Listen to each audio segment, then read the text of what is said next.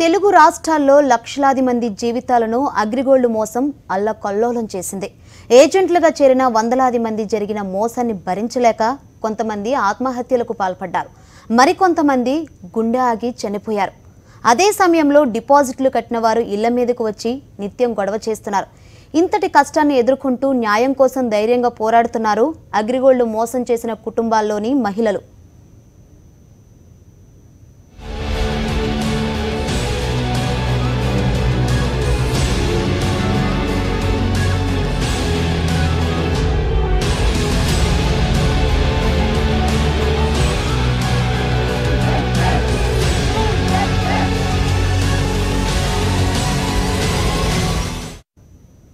మీ జీవితాలను మార్చేస్తామనే అగ్రిగోల్డ్ సంస్థ చెప్పిన తీయని మాటలను వాళ్ళంతా నమ్మారు. అవును, ఆ సంస్థ చెప్పినట్లే వాళ్ళ జీవితాలు మారిపోయాయి. పేదరికం నుంచి మరింత దౌర్భాగ్య స్థితికి మారిపోయాయి. చాలామంది ఇళ్లలో దీపాలు ఆరిపోయాయి. పిల్లల చదువులు, పెళ్లిళ్ళు ఆగిపోయాయి. దీంతో అప్పటిదాకా ప్రశాంతంగా సాగిన ఆ కుటుంబాల్లోని మహిళల జీవితాల్లో ఒక్కసారిగా చీకట్లు అలుముకున్నాయి. అగ్రిగోల్డ్ చేసిన మోసానికి ఆంధ్రప్రదేశ్లో మహిళలే ఎక్కువ సంఖ్యలో బాధితులయ్యారు. భర్త చనిపోతే పిల్లల భారం, అప్పుల భారం మోస్తున్నవారు కొందరైతే నేరుగా అగ్రిగోల్డ్ మోసంలో చిక్కుకుని ఇంట్లో వేధింపులు ఎదుర్కొంటున్నవారు, వెలివేదలకు గురైన వారు ఎంతో మంది ఉన్నారు.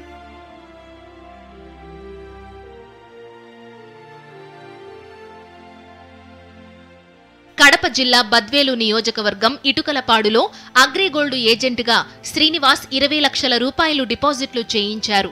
డిపాజిట్ చేసిన వాళ్లంతా శ్రీనివాస్ బంధువులు, గ్రామస్తులే. సంస్థ బోర్డు తిప్పేసినప్పుడు బాధితులంతా వచ్చి ఇంటి మీద పడ్డారు.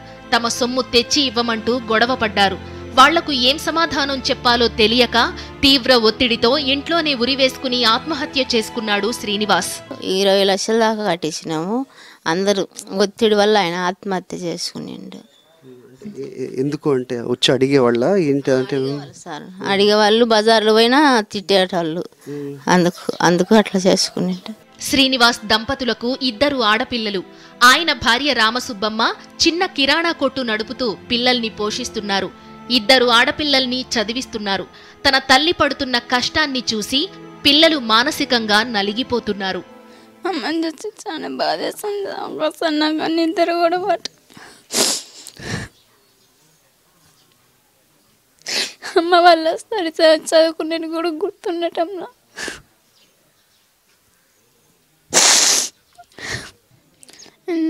అంగడి వల్ల కొద్ది పర్వాలేదు సార్. ఇంకా అమ్మ అన్నీ తిరుగుతాను, అయినా వచ్చి కూడా మీకు డబ్బులు ఇంకా ఎందుకు ఇవ్వలేదని అడుగుతూనే ఉంటారు సార్. శ్రీనివాస్ చనిపోయి 3 ఏళ్లు గడుస్తున్నా ప్రభుత్వం ఆ కుటుంబానికి ఎలాంటి సాయం చెయ్యలేదు. వాళ్లు కట్టించిన డబ్బు ఇస్తామన్న హామీ కూడా లేదు. తన భర్త పోయినా ఆయన మాట పోకుండా డిపాజిట్లు కట్టిన వారికి డబ్బు ఇప్పించడం ఇప్పుడు రామసుబ్బమ్మ ముందుండే లక్ష్యం. తప్పు చేసిన వాళ్లకు కోర్టులు శిక్ష వేస్తాయి. కానీ ఇక్కడ పొదుపు చేసిన భార్యకు భర్త ఘోరమైన శిక్ష వేశాడు. అగ్రిగోల్డ్లో భర్తకు తెలియకుండా పిల్లల కోసం డబ్బులు దాచడమే ఆమె చేసిన నేరం. ఈ విషయం తెలిసిన భర్త తన భార్యను వెలివేశాడు. 3 ఏళ్లుగా ఇంట్లోకి రానివ్వకుండా శిక్ష విధించాడు. ఇంటికి తాళాలు వేలాడుతున్నాయి. ఆ ఇంటి ఇల్లాలు బయటే నిరీక్షిస్తోంది. ఈ నిరీక్షణ ఒక్కరోజుది కాదు. 3 ఏళ్లుగా పార్వతమ్మ జీవితం ఇదే. భర్తకు తెలియకుండా అగ్రిగోల్డ్ సంస్థలో డబ్బు డిపాజిట్ చేయడమే పార్వతమ్మ చేసిన నేరం.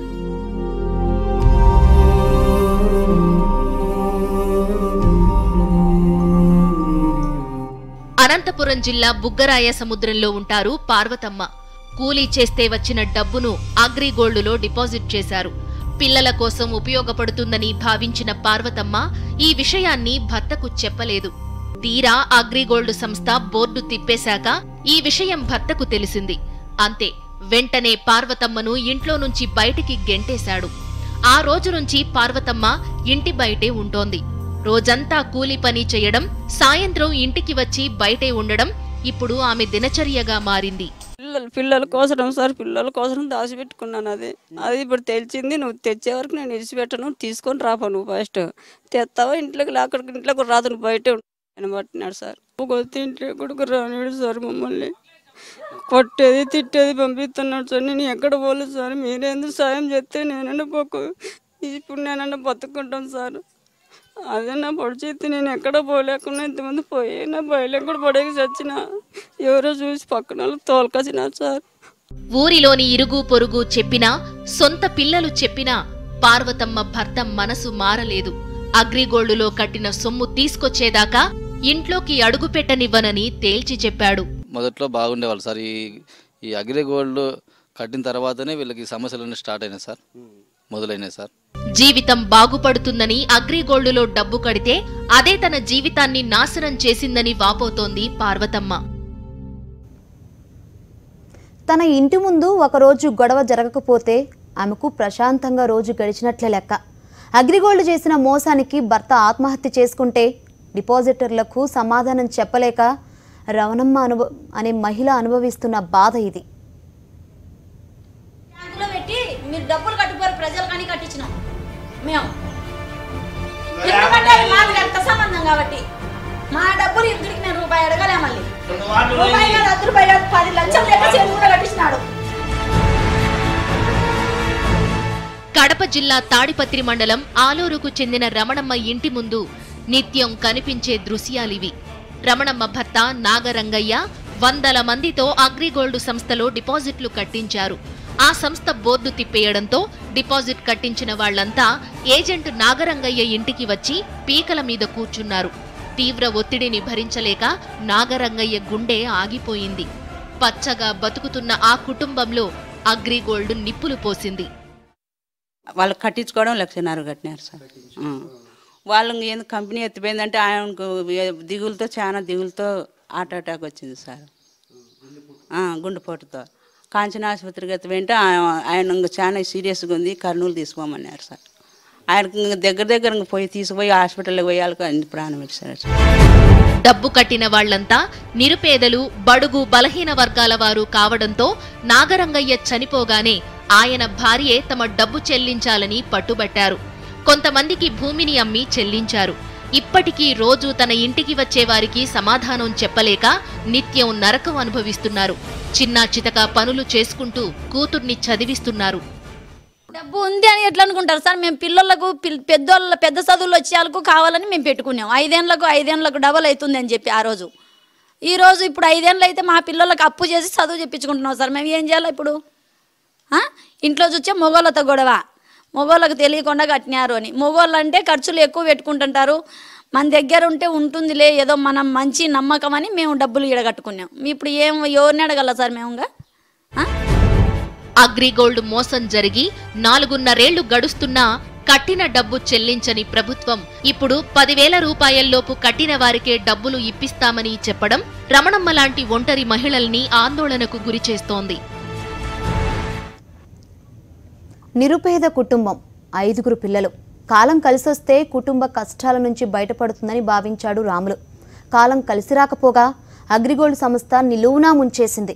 ఆ బాధను భరించలేక రాములు గుండె ఆగిపోతే 5 పిల్లలున్న ఆ తల్లి రోడ్డున పడింది. అనంతపురం జిల్లా తాడిపత్రికి చెందిన రాములు కుటుంబాన్ని అగ్రిగోల్డ్ మోసం దయనీయ స్థితికి నెట్టేసింది. 5 పిల్లలున్న కుటుంబం. భర్త తెచ్చింది వండి పెట్టడం తప్ప పెద్దగా లోకజ్ఞానం లేనితనం రాములు భార్య రామలక్ష్మిది. తాడిపత్రిలో వందల మంది నుంచి డిపాజిట్లు కట్టించిన రాములు సంస్థ బోర్డు తిప్పేయడంతో షాక్లోకి వెళ్లిపోయాడు. ఆ తరువాత ఏం జరిగిందో రాములు కూతురు సాక్షితో పంచుకున్నారు. హార్ట్ అటాక్తో మరణించినాడు సార్.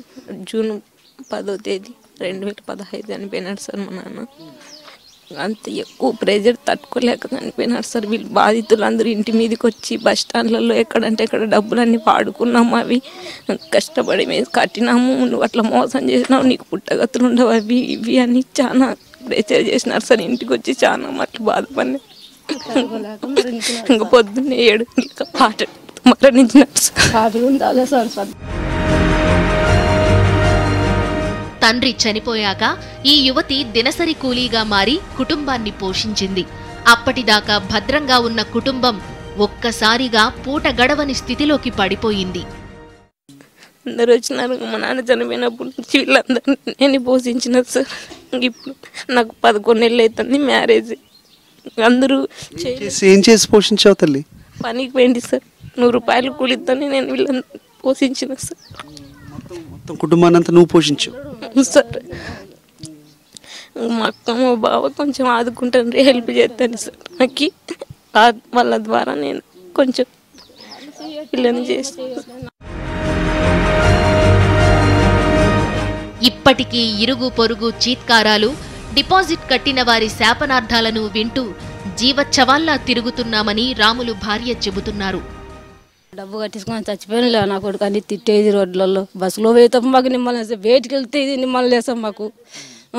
వేటికి వెళ్తే ఏమో లెక్క రాలే, ఇంకా మీరే తిన్నాడేమో, నీ మూడు తిన్నాడేమో, మాకు రాకుండా చేసినాడు. అందుకే వాడు పొద్దుగులు వాయి అనేది ఇంతమంది తలకాయ కింది కొంచుకొని పోతున్నారు సార్. మేము అటు పరిస్థితి నేను చచ్చిపోవాలనుకున్నాను. పిల్లలు ఉండారని ఇండలో వాళ్ళంతంటే కళ్ళు మూసుకొని బతుకుతాను సార్. పిల్లలు మగని చూసి నేను తాము కట్టిన డబ్బు ఇవ్వకపోయినా తన భర్తను నమ్మి డబ్బు కట్టిన వారికి చెల్లిస్తే చాలనేది రామలక్ష్మి చెప్పే మాట. ఒకప్పుడు లక్షాధికారిగా బతికిన మహిళ ఇప్పుడు కూటి కోసం కోటి తిప్పలు పడుతోంది.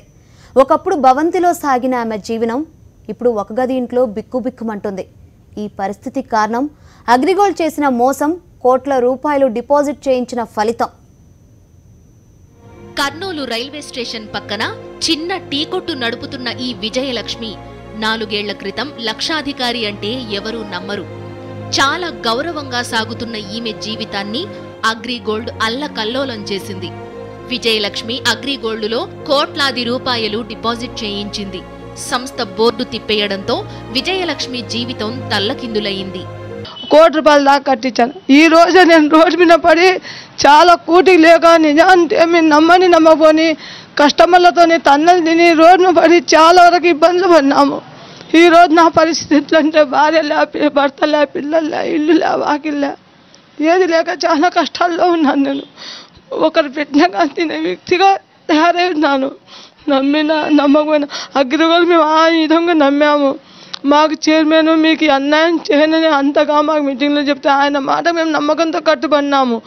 ఆ నారాయణరావు సార్ అని వాడు కూడా ప్రతి నెల మాకు మీటింగ్లు పెట్టి మీకేం లేదు, మేము ఇట్లా ఉన్నాం అట్లా ఉన్నాం అని చెప్పేవాళ్ళు.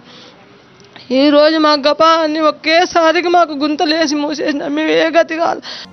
డిపాజిట్ చేసిన వాళ్లు వెంటాడి భౌతిక దాడులు చేశారు. వారి బాధలు తట్టుకోలేక ఉన్న ఇల్లు వదులుకుంది. పిల్లలు దూరమయ్యారు. అయిన వాళ్లంతా దూరం పెట్టారు.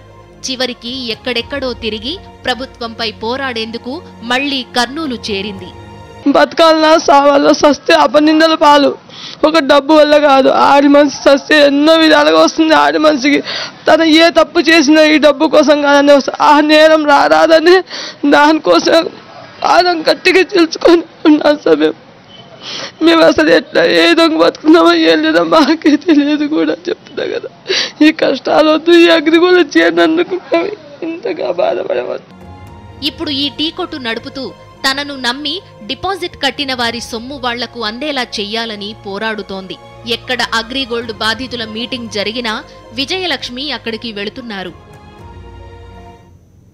జీవితంలో ఏర్పడ్డ కల్లోలాన్ని చూసి భయపడని ఈ మహిళలు సమస్యలకు ఎదురీది పోరాడుతున్నారు. ఎప్పటికైనా ప్రభుత్వం మెడలు వంచి తమకు న్యాయంగా దక్కాల్సిన అగ్రిగోల్డ్ సొమ్మును అందుకోవాలని ఎదురు చూస్తున్నారు.